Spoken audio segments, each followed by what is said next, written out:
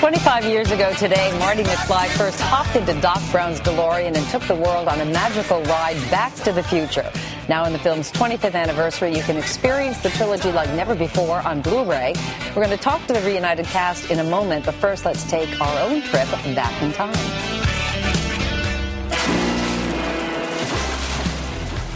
A teenager, an inventor, 88 miles per hour! And a sports car. You built a time machine out of a DeLorean? With the help of a flux capacitor and a little plutonium, Back to the Future transported Marty McFly back in time and turned Michael J. Fox into a household name. Back to the Future was the #1 movie at the box office for 8 straight weeks when it was released in the summer of 1985, going on to become the highest-grossing film of the year. The movie featured Michael J. Fox, best known for his role on NBC's Family Ties, veteran television star Christopher Lloyd, 80s film icon Leah Thompson, Hello? Hello? and the eccentric Crispin Glover. Although it was billed as an adventure, it also fit nicely into the sci-fi genre, and the time-traveling teenager was born. Using Doc Brown's invention, Marty is sent from 1985 back to 1955, where he must make sure his parents meet and fall in love. I'm George McFly. I'm your density. But by interfering, he alters history and almost erases himself from the future.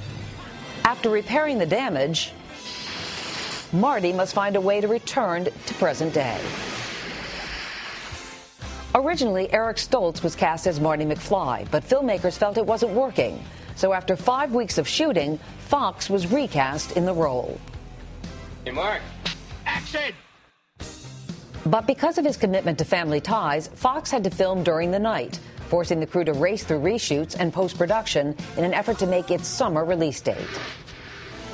In about 30 years! Back to the Future went on to produce 2 more films in the franchise, making it one of the most successful trilogies of all time. Roads? Where we're going, we don't need roads.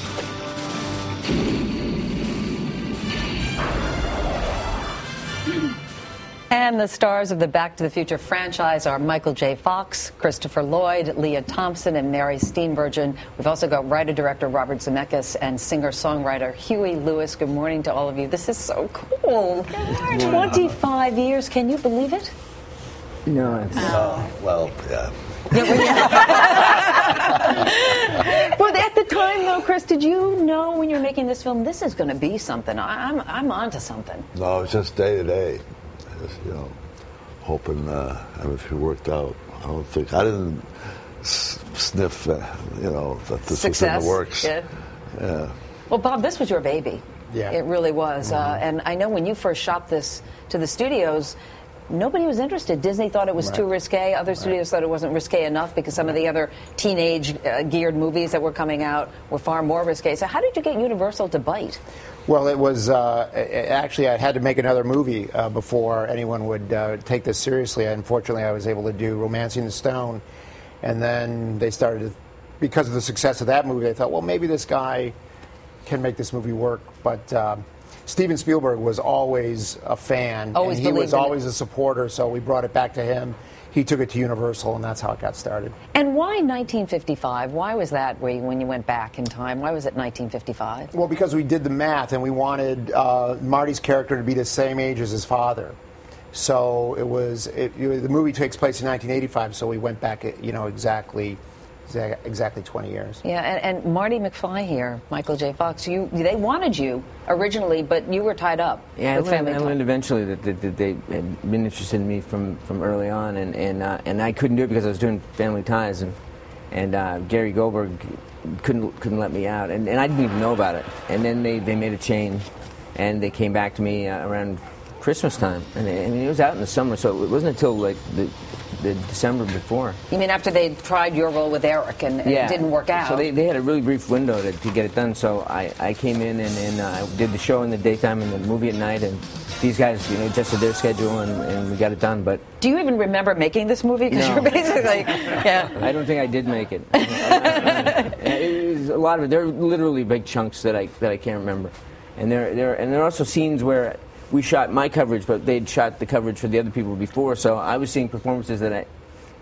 for the first time that I was supposedly in the room with, but I wasn't. And Chris, you didn't want this role at first of Doc Brown. I got an offer to go back to New York and do a play, and I kind of felt, gee, that's something I should do instead of gambling out here and, a career out on the West Coast. And I sort of made up my mind I was going to do that. And then the script, I was doing a film in Mexico, and the script for Back to the Future came in, and I didn't know anybody involved with it, and I looked at it, and I thought, so I just said, to hell with it, And then I'm going back to New York, be an artist, Fool, what a fool. But then somebody said, you should really at least take a look. I took a look, and agent persuaded me to go back and meet Bob, and thank goodness, because I can't imagine another Doc Brown either. You're the best. Well, great. It changed my life, as long as everybody else's too. Leah, when you were told you're going to play Lorraine, you're going to play her at the age of 47, and you're going to play her at the age of 17. And for 47, they had to do a lot of work on you every day. Yeah. 3 hours plus of makeup, the whole thing. Yeah. Well, it's so funny because we would be like, "Oh, you look so old," and now, of course, I'm there. But especially in Back to the Future 2, I was covered in plastic from here all the way to here when I was Lorraine with the big boobs. So that was a real dream of mine. So. What was the most fun? It was all it was all a lot of work, but for me, the fun was seeing when Bob Z was happy with something that we were doing. He would just giggle, and it was so hard for him, and it was really fun to kind of make one of his visions come true. Yeah, the word is you were possessed, essentially, making the film. Had to have been, yeah. Yeah, to do it. And Huey, you provide the music for the film, but also it was your first acting gig, right? Did that come with the deal, or? Yeah, well, it was Bob's idea. And you played a teacher. Let's face it, I nailed it in one take. Was that typecasting, the nerdy professor? Bob's idea, we thought it would be kind of a nice inside joke, if we weren't credited and sort of disguised a little bit. Yeah. And Mary, you came in on Back to the Future Part 3. Right. That's hard at that point. You're joining a well-established cast. Were you nervous about it? I was more nervous about just the personalities on the set sort of accepting me into the ranks. I felt like a new kid at school, and they couldn't have been sweeter. From day one, it was amazing. I mean, Michael was a great leading man and host, and I had wonderful love scenes with Chris, who was very romantic, and he and I had my very first film, Chris Lloyd, was in the first scene I ever did in a movie in Going South, so it was incredible to work with him again. And this was your first on-camera kiss was with Mary, correct? The first and last. I ruined it for all others. Do you have a favorite moment, Michael, in all these films? Oh, I don't know. It's hard to separate the film actually from the experience. Yeah. But in terms of like parts of the film, I mean, I love the Johnny B. Good scene. I mean, it was just, for me, it was a fantasy. Well, you played the guitar, yeah. It was so great. And I mean, otherwise, I just had memories. I just have, like Leah said, you made me smile thinking about Bob. Bob would get a shot, and then he'd say, "Wait," and he'd start thinking, and he'd get this look in his eye, and you think, "Oh my God, what is he going to do now?" There would be some ridiculous thing, and he'd just go, "Wow, he should be locked up." And the DeLorean, that wasn't the original time machine, was it, Bob? Originally, wasn't it going to be a fridge? Well, the very first script, it was a refrigerator because it was a very complicated. A whole complicated deal, but we realized if you were going to build a time machine, it should be a vehicle. You should be able to move around in it. So then we came up with the idea of it being a vehicle, and then we came up with the idea of it being a DeLorean because we wanted to look like a spaceship in the 50s. Which is what the family when you land, Exactly. when Marty lands, they think it is a spaceship from the 50s. One of the biggest fans of this original film, the first one, was Ronald Reagan, who's mentioned obviously in it when you go back in time, or back in the 1980s, he's president, and he actually quoted it, State of the Union address. Mm-hmm. And after that point, the movies took on a different significance, didn't they, culturally? They seem to, yeah. They seem to become part of the culture in in a deeper way, and they're used to explain a lot of things. I mean, the title "Back to the Future" is used a lot. Why do you think it has resonated with people so much? These movies.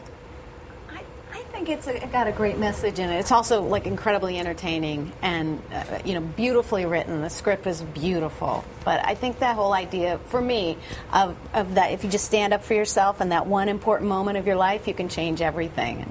For me, that's really profound, and it's a good thing to teach your kids. And you all have kids. They've seen it, I assume. Do they get it? Do they get the references, or is it like Greek to them? On so many levels it works on any kind of audience, I think. I don't know if they particularly get the cultural references, from the 50s and stuff like that. But what resonates with them is the characters and the action and the sense of fun and someone said yesterday that the irony. It's ironic that the movie about time travel is timeless. It has something for everybody. It's really wonderful to be a part of. Do people still call you McFly when you're traveling? Oh, yeah, in Bhutan, in the jungles of Thailand. No. Swear to God, yeah. I've been in Bhutan, and a bunch of monks came by, and one of them went Marty McFly. The monks did. Oh, that tells you something. All right, Michael, thank you. Chris, Leah, thank you so much. Thank you Mary, so much. Huey, and Bob, thank you as well. Great. It's great to see. I said to you before, I saw them back to back yesterday, and it was just a wonderful travel back in time and Back to the Future. Thank you, guys. Again, the Back to the Future trilogy is now out on Blu-ray. We are back right after this.